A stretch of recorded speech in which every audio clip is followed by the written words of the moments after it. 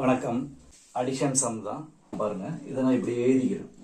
PQRS இந்த 4 நம்பர்ஸையும் add பண்ணா 1 வருதுன்னு சொல்லுது. அப்படிங்கும்போது பாருங்க, நீங்க 4 பிளேஸையுமே கெஸ் பண்ண வேண்டி வரும்.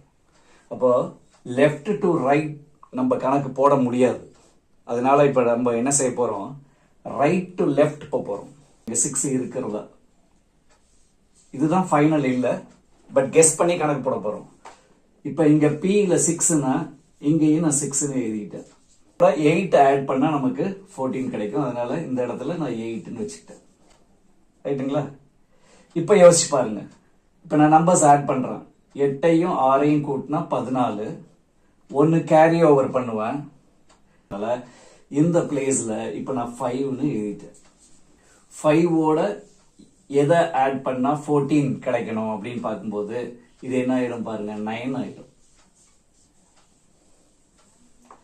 இப்ப இந்த 9 நான் இங்க போட்டு பாக்குறேன். நம்ம நெக்ஸ்ட் ஸ்டெப் போகும்போதுதான் அந்த ப்ரீவியஸ் நம்பர் வந்து கன்ஃபார்ம் ஆகும். இப்ப பாருங்க, 5 plus 9 14. 14ஓட 6 ஆட் பண்ணாதான் இங்க 20க்கு உரிய அந்த யூனிட் பிளேஸ்ல உள்ள 0 கிடைக்கும். இப்ப கேரி ஓவர் பண்ணும்போது நான் என்ன சொன்னேன், 2 மைனஸ் பண்ணணும். இப்ப இந்த வேல்யூ எல்லாத்தையும் நான் இதுல போட போறேன். P எனக்கு தெரியும், பர்மனன்ட் வேல்யூ. Q நமக்கு தெரியும், பர்மனன்ட் வேல்யூ. ஆனா R 8ன்னு நமக்கு இப்போதைக்கு நம்ம போட்டிருக்கோம், டெம்பரரி வேல்யூ. இப்ப யோசிச்சு பாருங்க, 8 plus 7 15. 15 plus 5 20. இங்க 1 வருது, அப்ப 21 இருக்கணும் இல்லைங்களா?